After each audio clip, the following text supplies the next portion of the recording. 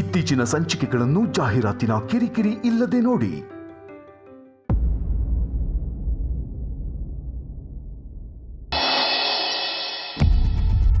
ನಾನು ಇದನ್ನ ಸಾಲ ಅಂತ ಕೊಡ್ತಿದ್ದೀನಿ. ಇನ್ನು 5 ದಿವಸದಲ್ಲಿ ನಿನ್ನ ಮಗಳು ಈ ಸಾಲನ ವಾಪಸ್ ಕೊಡಲಿಲ್ಲ ಅಂತಂದರೆ ನೀನು ವಾಪಸ್ ಕೊಡ್ತೀಯಾ?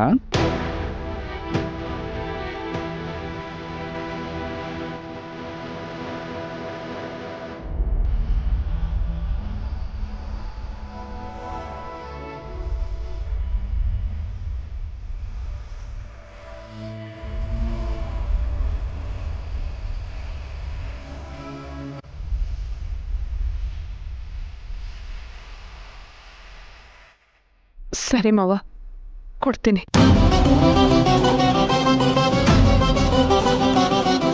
ಅವಳು ಕೊಡಲಿಲ್ಲ ಅಂದರೆ ನಾನು ತೀರಿಸ್ತೀನಿ. ಮಾತು ಮರಿಬೇಡ, ನಾನು ತಮಾಷೆ ಮಾಡ್ತಿಲ್ಲ. ಇನ್ನು 5 ದಿವಸದಲ್ಲಿ ಈ ಹಣನ ವಾಪಸ್ ತಗೊಳ್ಳೋದು ನಿನ್ನ ಜವಾಬ್ದಾರಿ. ಆಯ್ತು ಮಾವ. ಬರ್ತೀನಿ.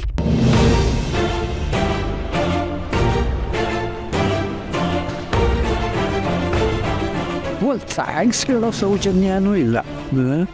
ಇನ್ನು ಕಾವಳನ್ನು ನಂಬಿದ್ದೀಯಲ್ಲ ತುಳಸಿ, ಗೊತ್ತಾಗುತ್ತೆ ನಿನಗೆ. ತುಂಬ ಉಪಕಾರ ಆಯಿತು ಮಾವ. ನೀವು ದುಡ್ಡು ಕೊಟ್ಟಿಲ್ಲ ಅಂದಿದ್ರೆ. ದುಡ್ಡಲ್ಲ, ಸಾಲ.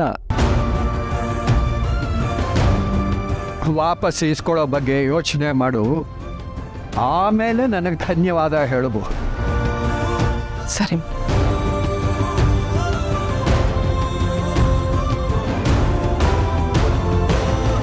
ತಾತ, ಏನಿದು? ನೀವೇ ದುಡ್ಡು ಕೊಡಕ್ಕೆ ಹೋದ್ರಿ? ನಿಮ್ಮ ಅಮ್ಮನಿಗೋಸ್ಕರ ದಂಡಪಿಂಡ. ಅಮ್ಮನಿಗೇನು ಗೊತ್ತು? ಅವಳು ಕಣ್ಣೀರು ಹಾಕಿದ್ರೆ ಅಮ್ಮ ಕರ್ಗೋಗ್ತಾರೆ. ಅದಕ್ಕೆ ಅವಳು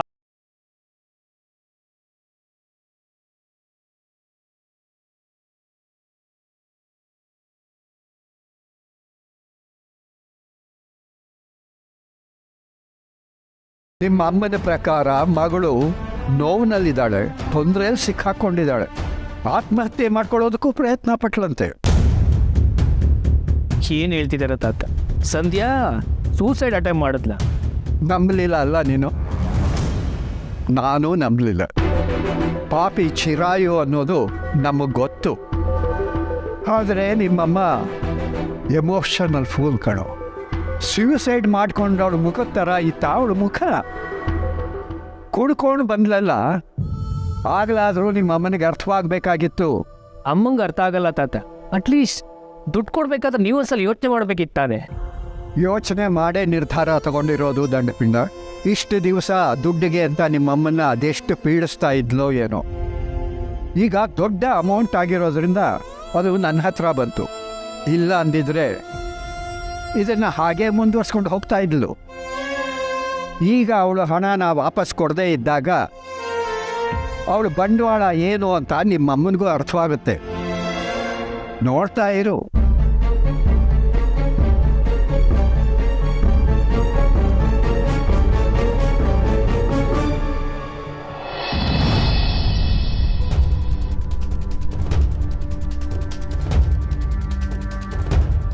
ಏನೋ ಅವನಿಗೂ ಫುಡ್ ಇಂಡಸ್ಟ್ರಿಲಿ ಇಂಟ್ರೆಸ್ಟ್ ಇದೆ ಅಂತ ಕೇಳಿ ಖುಷಿ ಆಯಿತು ಪುಣ್ಯ.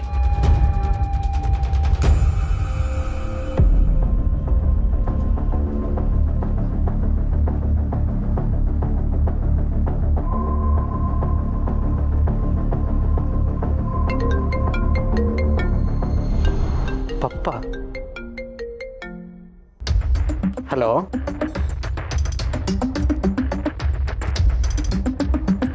ನೋಡಿದೆಯಾ ಪೂರ್ಣಿ, ಅಭಿ ಈಗೀಗ ನನಗೆ ಸ್ವಲ್ಪ ಹತ್ತಿರ ಆಗ್ತಾಯಿದೆ. ಅವನ ಎಂಗೇಜ್ಮೆಂಟ್ನಲ್ಲಿ ನನ್ನ ಕಡೆಯಿಂದ ಯಾವುದೋ ಸಮಸ್ಯೆ ಆಗಲಿಲ್ಲ ಅಂತ ಖುಷಿ ಇದೆ ಅನಿಸುತ್ತೆ. ತುಳಸಿಯವರು ದೇವ್ರ ಹೆಸರಲ್ಲಿ ಚೀಟಿ ಎತ್ಸಿದ್ರಲ್ಲ, ಅದು ನಿಜ ಆಗೋ ಕಾಲ ಹತ್ತಿರ ಬರ್ತಾಯಿದೆ ಅನಿಸುತ್ತೆ. ಹಾಗಂತೀರ ಮಾವ? ಹೌದು, ಇವತ್ತು ಕೆಫೆಗೆ ಬಂದು ಕೆಫೆನ ಎಕ್ಸ್ಪ್ಯಾಂಡ್ ಮಾಡ್ತೀನಿ ಅಂತಿದ್ದ. ನಾನು ಅವನು ಜನಾರ್ದನ್ ಜೊತೆ ಸೇರಿಕೊಂಡು ನನ್ನನ್ನು ದೂರ ಮಾಡಿಬಿಡ್ತಾನೆ ಅಂದ್ಕೊಂಡಿದ್ದೆ. ಬಟ್ ಹಾಗಾಗಲಿಲ್ಲ. ಅವನು ಕೆಫೆಲಿ ಇನ್ವಾಲ್ವ್ ಆಗ್ತಾನೆ ಅಂದಮೇಲೆ ನಾನು ಅಲ್ಲೇ ಕೆಲಸ ಮಾಡ್ತೀನಲ್ಲ, ನಾವು ಮತ್ತು ಹತ್ರ ಆಗ್ತೀವಿ. ನೀವು ಅಂದ್ಕೊಂಡು ಹಾಗೆ ಆಗಲಿ ಮಾವ.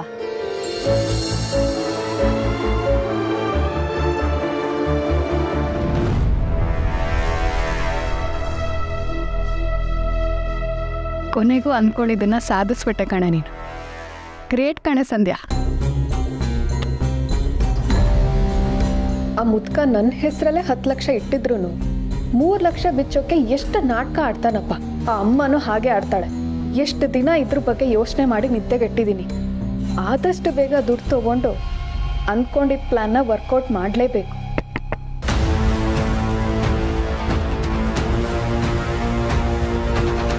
ಅದಕ್ಕೆ ಊಟಕ್ಕೆ ಕರೀತಾ ಇದ್ದಾರೆ.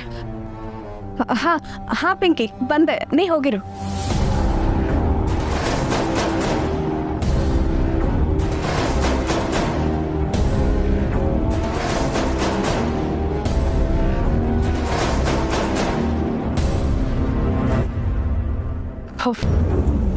ಮಾವ ಅನ್ಕೊಂಡೆ, ನನಗೆ ಎಷ್ಟು ದುಡ್ಡು ಬಂದಿರೋ ವಿಷಯ ಮಾತ್ರ ಆ ಜುಕ್ಕಂಗೆ ಗೊತ್ತಾಗ್ಬಾರ್ದು.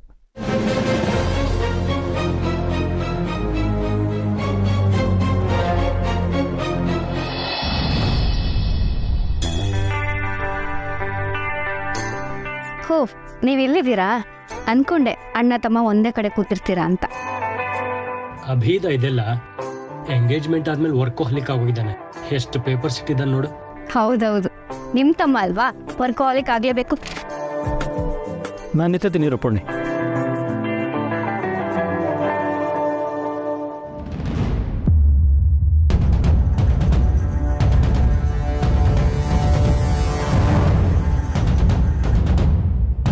ಅಭಿ ಮಾವನ್ ಕೆಫೆನ ಎಕ್ಸ್ಪ್ಯಾಂಡ್ ಮಾಡಬೇಕು ಅಂತಿದ್ನಲ್ಲ, ಮೋಸ್ಟ್ಲಿ ಅದರ ರಿಲೇಟೆಡ್ ಡಾಕ್ಯುಮೆಂಟ್ಸ್ ಇರಬೇಕು.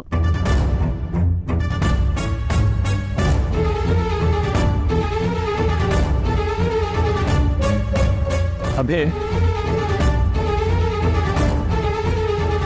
ಏನಿದೆ? ಕೆಫೆ ಎಕ್ಸ್ಪ್ಯಾಂಡ್ ಮಾಡ್ತೀನಿ ಅಂದಂತೆ. ಇಲ್ಲಿ ನೋಡಿದ್ರೆ ಪಬ್ ಬ್ಲೂ ಪ್ರಿಂಟ್ಸ್ ಇದೆ.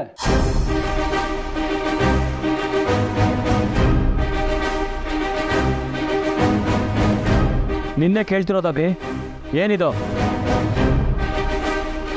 ಈಗಿರೋ ಕೆಫೆಯಲ್ಲಿ ಆಲ್ಕೋಹಾಲ್ ಸರ್ವ್ ಮಾಡೋದು ಅಂತ ಗೊತ್ತುತ್ತಾರೆ. ಈ ಬ್ಲೂ ಪ್ರಿಂಟು ಪಬ್ದು. ಅವ್ರಿಗೆ ಈ ವಿಷಯ ಗೊತ್ತಿದೆಯಾ? ಬ್ರೋ, ವಾಯ್ಸ್ ರೈಸ್ ಮಾಡಬೇಡ. ಈ ವಿಚಾರ ಡ್ಯಾಡ್ಗೂ ಗೊತ್ತು. ನಾನೇನೋ ಮುಚ್ಚಿಟ್ಟು ಮಾಡ್ತಾ ಇದ್ದೀನಿ ಹತ್ರ ಆಡಬೇಡ. ತಮಾಷೆ ಮಾಡಬೇಡ. ಅವ್ರ ಕೆಫೆಯಲ್ಲಿ ಡ್ರಿಂಕ್ಸ್ ಮಾಡೋಕೆ ಅವ್ರು ಬಿಡ್ತಾರ?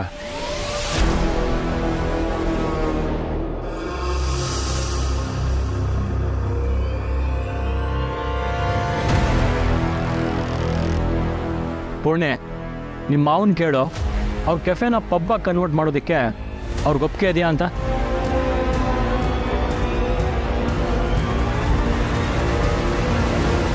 ಅಭಿ, ಪಬ್ ಅನ್ನೋ ವಿಚಾರ ನನ್ನ ಹತ್ರ ಹೇಳಿರ್ಲಿಲ್ವಲ್ಲ. So what that, you don't mind this ಅಂತ ನೀವೇ ಬ್ರೋಕ್ ಹೇಳಿ.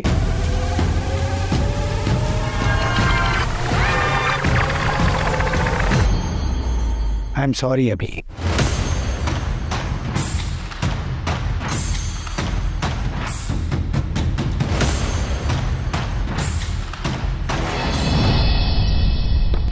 ಸಮರ್ಥ್,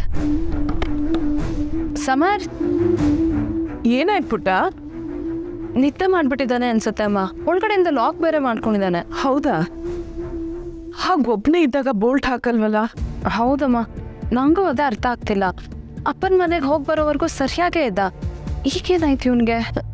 ಸಮರ್ಥ್, ಹಿಡ್ಕೊ, ನಾನು ಕರಿತೀನಿ. ಪಾಪು, ಏ ಪಾಪು, ಹೀಗೆ ಜೋರಾಗಿ ಕರಿತಾ ಇದ್ರೆ ಮಾವ ಎದ್ಬಿಡ್ತಾರೆ. ಬಾಗಿಲು ತೆಗಿಯೋ ಪಾಪು.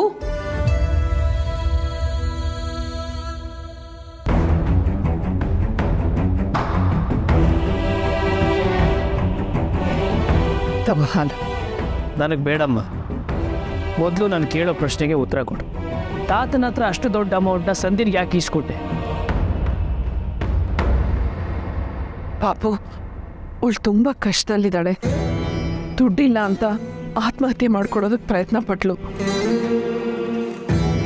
ಇಷ್ಟಾದ್ಮೇಲೂ ನಾನು ಹೇಗೆ ಸುಮ್ಮನಿರಲಿ ಹೇಳು? ಅಮ್ಮ, ಸಂಧ್ಯೆ ಏನು ಅಂತ ನನಗೆ ಚೆನ್ನಾಗಿ ಗೊತ್ತು. ತನ್ನ ಬೇಳೆ ಬೇಯಿಸ್ಕೊಳ್ಳೋದಕ್ಕೆ ಎಂಥ ನಾಟಕ ಬೇಕಾದ್ರೂ ಆಡ್ತಾಳೆ. ಬಿಟ್ಟರೆ ಈ ಮನೆನೇ ದೋಚ್ಕೊಂಡ್ಬಿಡ್ತಾಳೆ. ಸಮರ್, ಯಾಕೋ ಹಾಗೆಲ್ಲ ಮಾತಾಡ್ತೀಯಾ? ಅಂಥದ್ನೆಲ್ಲ ಯಾರಾದರೂ ನಾಟಕ ಮಾಡ್ತಾರಾ?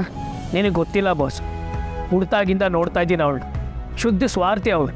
ಅಂಥವಳಿಗೆ ಹೋಗಿ ಸಹಾಯ ಮಾಡಿದ್ಯಲ್ಲ ನೀನು, ಏನು ಹೇಳಿ ನಿನಗೆ? ಅಲ್ಲ ಪಾಪು, ಸಮಸ್ಯೆ ಅಂತ ಬಂದಾಗ ಅವಳಿಗೆ ನಾವಲ್ಲದೆ ಬೇರೆ ಯಾರಿದ್ದಾರೆ ಹೇಳು? ಅಮ್ಮ, ಅವಳು ಕರೆಕ್ಟಾಗಿದ್ದಿದ್ರೆ, ಒಳ್ಳೆ ಬುದ್ಧಿ ಇದ್ದಿದ್ರೆ ಒಂದು ಲೆಕ್ಕ. ಹಾಗೆ ನೋಡಕ್ಕೆ ಹೋದ್ರೆ ನಮ್ಮ ಮನೇಲಿ ಅಷ್ಟೊಂದು ಅನುಕೂಲ ಇದೆಯಾ? ನೀನೇ ಹೇಳು.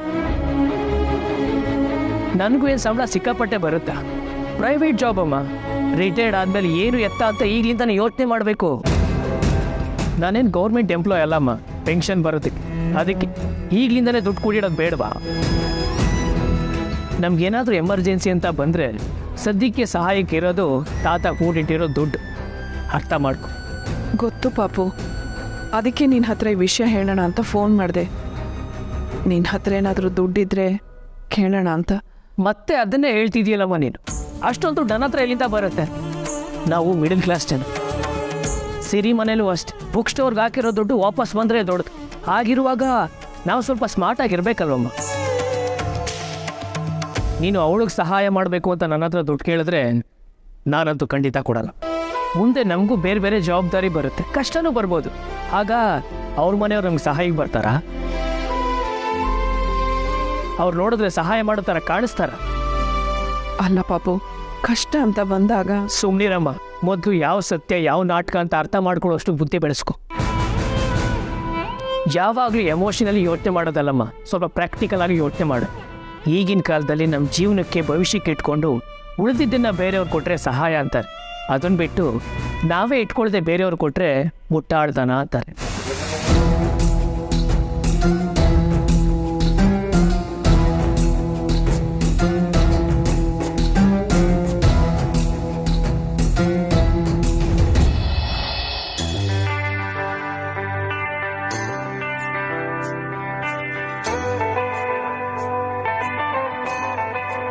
ಸರ್, ನೀರು. ಡಾಕ್ಟರು ರೆಸ್ಟ್ ಮಾಡಿ ಅಂದಿದ್ದಾರೆ, ನೆನಪಿದೆ ತಾನೇ? ಇನ್ಮೇಲೆ ಸೀದಾ ಬುಕ್ ಸ್ಟೋರಿಂದ ಮನೆಗೆ ಬನ್ನಿ. ಬಂದು ರೆಸ್ಟ್ ಮಾಡಿ, ಬೇರೆ ಎಲ್ಲೂ ಹೋಗ್ಬೇಡಿ, ಆಯಿತಾ? ನೀರು ಕುಡಿಬೋದಾ? ಹಾಂ. ಅದು ಡಾಕ್ಟ್ರ್ ಹತ್ರ ಹೋಗಿ ಬಂದಿದ್ದು ಒಳ್ಳೇದೇ ಆಯ್ತು ವಿಶ್ವ. ಅವರೇ ಹೇಳಿದ್ರಲ್ಲ, ಕಾಯಿಲೆ ಬೆಳೀತಾ ಇದೆ, ಆದ್ರೆ ನಿಧಾನಕ್ಕೆ ಬೆಳೀತಾ ಇದೆ. ಯಾಕಂದ್ರೆ ಟ್ರೀಟ್ಮೆಂಟ್ ತಗೋತಾ ಇದೀವಲ್ಲ, ಅದರಿಂದ ಕಂಟ್ರೋಲ್ ಅಲ್ಲಿ ಇದೆ ಅಂತ ಅವರೇ ಹೇಳಿದ್ರಲ್ಲ. ಏನು ಕಂಟ್ರೋಲ್ನಲ್ಲಿದೆ ಸರ್? ನೀವು ನಿಮ್ಮ ಸಮಾಧಾನ ಕೇಳ್ಕೊತಿದ್ರೆ ಅಷ್ಟೇ. ನಿನ್ನೆ ಸಿರಿ ಅಕ್ಕ ಸಮರ್ಥನ ಸರಿಯಾದ ಟೈಮಿಗೆ ಬಂದಿಲ್ಲ ಅಂದಿದ್ರೆ ಏನಾಗ್ತಿತ್ತೋ ಏನೋ. ಏನು ಆಗಿಲ್ವಲ್ಲ, ಡಾಕ್ಟ್ರ್ ಹತ್ರ ಹೋಗಿ ಬಂದಲ್ಲ. ಅದಕ್ಕೂ ಬೇಡ ಅಂದ್ರಲ್ಲ ಸರ್ ನೀವು. ನಾನು ಒತ್ತಾಯ ಮಾಡಿಲ್ಲ ಅಂದರೆ ನೀವೆಲ್ಲಿ ಬರ್ತಿದ್ರಿ? ಈಗ ಬಂದಲ್ಲ, ಬಿಡು. ಮತ್ತೆ ಯಾಕೆ ಅದನ್ನೇ ಹೇಳ್ತಾ ಇದೆಯಾ? ಈಗ ಮಾತ್ರೆ ತಂದಿದ್ದೀವಿ, ತಗೋತೀನಿ, ಆಯ್ತಲ್ಲ, ಬಿಡು. ನೀವಾಗ ಹೇಳ್ತೀರಾ ಸರ್? ಕಾಯಿಲೆ ತುಂಬ ಸೀರಿಯಸ್ ಆಗದೆ ಇದ್ರು ಇರೋದೊಂದು ಸದ್ಯ ತಾನೇ. ಸಿರಿ ಅಕ್ಕನಿಂದ ಇನ್ನೂ ಎಷ್ಟು ದಿನ ಇದನ್ನು ಮುಚ್ಚಿಡ್ತೀರಾ ಸರ್? ತುಂಬ ದಿನ ಹಿಂಗಿರೋದು ಕಷ್ಟ. ಸತ್ಯ ಹೇಳ್ಬಿಡೋಣ. ಕೇಶವ, ದಯವಿಟ್ಟು ಸುಮ್ಮನಿರು. ನನಗೆ ಕಾಯಿಲೆ ಇದೆ ಅಂತ ಸಿರಿಗೆ ಗೊತ್ತಾದರೆ ಅವಳ ಮನೆಯಲ್ಲಿ ನೆಮ್ಮದಿಯಿಂದ ಇರ್ತಾಳ? ನೀವು ಒಬ್ಬರೇ ಇರೋದು ಬೇಡವೇ ಬೇಡ ಅಂತಾಳೆ. ಆಮೇಲೆ ನಾನೇನು ಮಾಡಲಿ? ಅಲ್ಲಿಗೆ ಹೋಗಿ ಕೂರಲ್ಲ? ಅದು ಹಾಗಲ್ಲ ಸರ್. ಅವ್ರ ಮನೆಯಲ್ಲಿ ಎಲ್ಲರೂ ಒಳ್ಳೆಯವರೇ. ಹಾಗಂತ ಈ ವಯಸ್ಸಲ್ಲಿ ನಾನು ಮಗಳ ಮನೆಗೆ ಹೋಗಿ ಕೂತು ಅವ್ರಿಗೆ ಭಾರ ಆಗೋದು ನನಗೆ ಬೇಕಿಲ್ಲ. ಸಂಬಂಧ ಈಗ ಚೆನ್ನಾಗಿದೆ, ಮುಂದೆ ಆ ಸಂಬಂಧ ನನ್ನಿಂದಲೇ ಹಾಳಾಗಬಾರ್ದಲ್ವಾ? ನೋಡು, ಸಿರಿಗೆ ಈ ವಿಷಯ ಗೊತ್ತಾಗೋದು ಬೇಡ. ನನಗೆ ಮಾತು ಕೊಡು.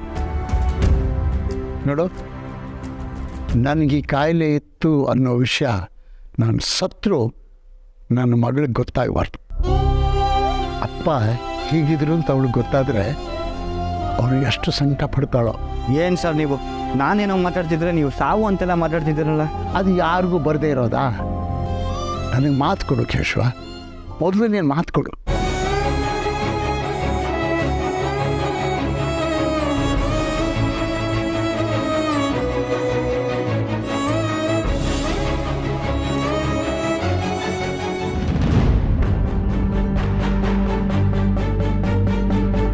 ಚಿಕ್ಕಮ್ಮ, ಅಭಿ ಇವ್ರ ಕೆಫೆನ ಪಬ್ಬ ಕನ್ವರ್ಟ್ ಮಾಡ್ತಿರೋ ವಿಷಯ ನಿಮಗೆ ಗೊತ್ತಿತ್ತಾ? ವಾಟ್? ನನಗೆ ಗೊತ್ತಿರಲಿಲ್ಲ ಅವಿ. ಗೊತ್ತಿದ್ದಿದ್ರೆ ಭಾವನ ಹತ್ರ ಮಾತಾಡು ಅಂತ ನಾನೇ ಹೇಳ್ತಿದ್ನಲ್ಲ.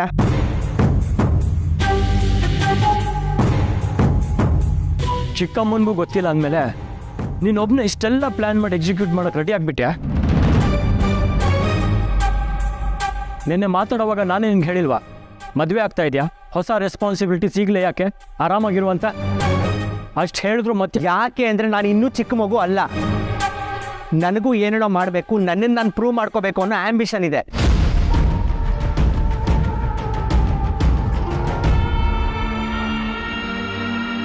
ನಾನು ಏನೇ ಮಾಡೋಕ್ಕೋದ್ರು ಡಿಸ್ಕರೇಜ್ ಮಾಡ್ತೀರಾ, ಆದರೆ ನಮ್ಮ ಮಾವ ನಮ್ಮ ಪಪ್ಪ ಹಾಗಲ್ಲ.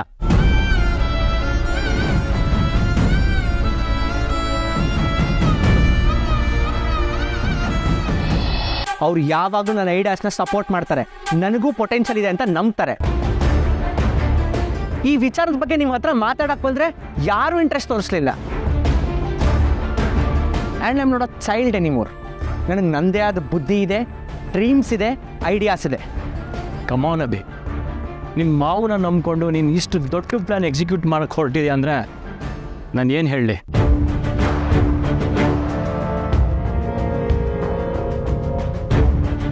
ಫ್ಯಾಮಿಲಿ ತನಕ ಬಂದಾಗ ನಾವು ಒಪ್ಕೊಂಡು ತಾನೆ. ಈಗ ಬಿಸ್ನೆಸ್ಸಲ್ಲೂ ಇಂಟರ್ಫಿಯರ್ ಆದರೆ ನಾಟ್ ಗುಡ್. ಬಿಸ್ನೆಸ್ ವಿಷಯದಲ್ಲಿ ನೀನು ಅವ್ರ ಹತ್ರ ಸಜೆಷನ್ ತಗೊಳ್ದೇ ಇದ್ರೆ ಒಳ್ಳೇದು. Stop it bro.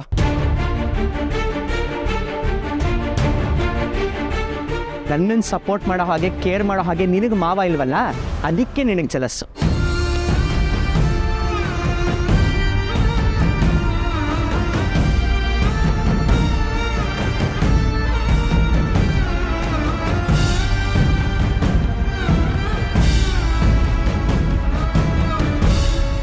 ಸೊ ಇದೊಂದು ದೊಡ್ಡ ವಿಷಯ ಮಾಡಿ ಸೀನ್ ಕ್ರಿಯೇಟ್ ಮಾಡ್ತಿದ್ಯಾ.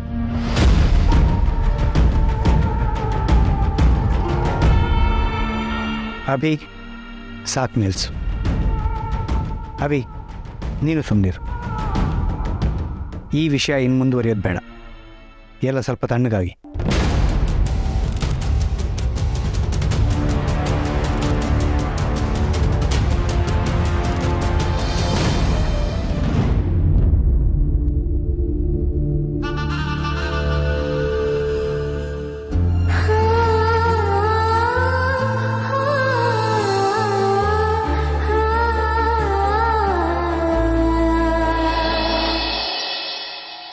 ಮಾವ, ಕಷಾಯ.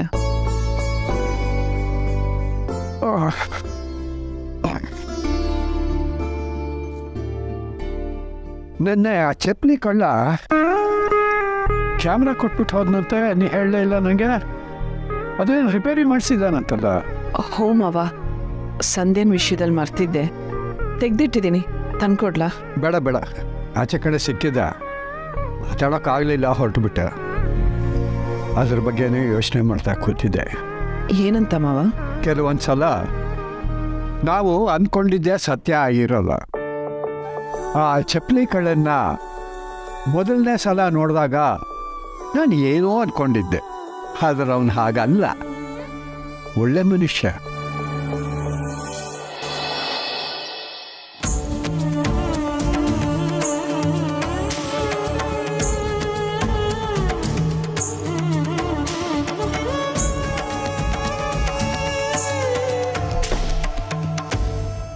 ಮಾಮ್, ಕೆಳಗೆ ಅಷ್ಟೆಲ್ಲ ರಂಪ ಆದ್ರೂ ನೀನು ಸುಮ್ಮನೆ ನಿಂತಿದ್ದೆ. ಏನು ಮಾಡಬೇಕಿತ್ತು? ನಿನ್ನ ನೋಡ್ದಾಗ್ಲೇ ಅನ್ಕೊಂಡೆ ಇದನ್ನೆಲ್ಲ ಮಾಡ್ಸಿರೋದು ನೀನೇ ಅಂತ. ಆದ್ರೆ ಅವಿಬ್ರು ಈ ವಿಷಯ ಗೊತ್ತಾ ಅಂತ ಕೇಳಿದಾಗ ನೋ ಅಂದೆ. ನನಗೆ ಗೊತ್ತು, ನೀನಾಗೆ ಅವಿಬ್ರೋಗಿ ಈ ಐಡಿಯಾ ಕೊಟ್ಟಿರಲ್ಲ. ಕೊಟ್ಟಿದ್ದಿದ್ರೆ ಇವತ್ತು ಗೊತ್ತಿಲ್ಲ ಅಂತ ಹೇಳ್ತಿರ್ಲಿಲ್ಲ. ಬಟ್ ಇದೆಲ್ಲ ಹೇಗೆ ಮಾಡಿದೆ ಮಾಮ್? ಇದನ್ನೆಲ್ಲ ಯಾರ ಮೂಲಕ ಮಾಡಿಸ್ದೆ? ನಿಮ್ಮಮ್ಮ ಯಾವತ್ತಾದರೂ ಅವಳಾಗೊಳೆ ಬಾಯಿ ಬಿಟ್ಟು ಏನಾದರೂ ಹೇಳ್ತಾಳ? ನನ್ನ ಮಗಳಾಗಿ ನನ್ನ ಬ್ರಿಲಿಯನ್ಸ್ ಸ್ವಲ್ಪನಾದರೂ ನಿನಗಿದ್ರೆ ಯೋಚನೆ ಮಾಡಿ ನೋಡು, ನಾನು ಏನು ಮಾಡಿದೆ ಅಂತ, ಯಾರ ಮೂಲಕ ಮಾಡಿಸ್ದೆ ಅಂತ. ಕೆಫೆನ ಪಬ್ ಮಾಡೋ ಐಡಿಯಾ ಅಭಿಪ್ರೂವ್ಗೆ ಯಾರು ಕೊಟ್ಟಿರಕ್ಕೆ ಸಾಧ್ಯ? ನೋ ಮಾಮ್, ನನಗೆ ಫ್ಲ್ಯಾಶ್ ಆಗ್ತಿಲ್ಲ. ಇದೊಂದ್ಸಲ ಹೇಳು, ಇದಾದ್ಮೇಲೆ ಮತ್ತೆ ಕೇಳಲ್ಲ ಪ್ಲೀಸ್. ಜನಾರ್ದನ್. ಓ,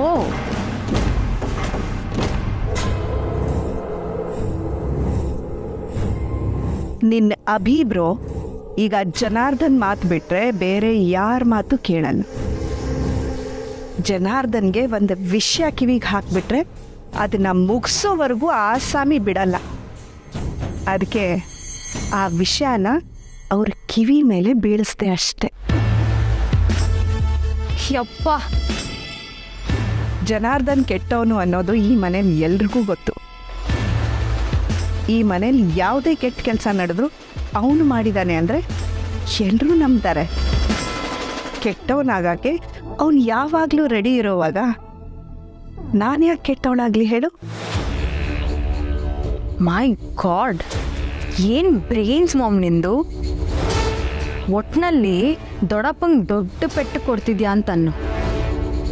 ಇಲ್ಲ, ಇದೊಂದು ಸಣ್ಣ ಪೆಟ್ಟಷ್ಟೆ. ಆ ಪೆಟ್ಟು ಎಲ್ಲಿ ಬಿತ್ತು ಅಂತ ನೋಡೋ ಹೊತ್ತಿಗೆ ಇನ್ನೊಂದು ದೊಡ್ಡ ಪೆಟ್ಟು ಕೊಡೋಕ್ಕೆ ರೆಡಿ ಇರ್ತೀನಿ ಬಿಡು. ವೆಲ್, ಬಟ್ ಮಾಮ್, ನೀನು ಅಬೀಬ್ರೋನ ದೊಡ್ಡಪ್ಪನ ಅಗೇನ್ಸ್ಟ್ ಎತ್ಕಟ್ಟಿದ್ಯಾ, ದಟ್ಸ್ ಓಕೆ. ಬಟ್ ಈ ಡ್ರಾಮಾದಲ್ಲಿ ಅಬೀಬ್ರೋ ದೊಡ್ಡಪ್ಪಂಗೆ ಹತ್ರ ಆಗ್ತಿದ್ದಾರೆ ಅಂತ ಅನ್ನಿಸ್ತಿಲ್ವಾ ನಿಂಗೆ?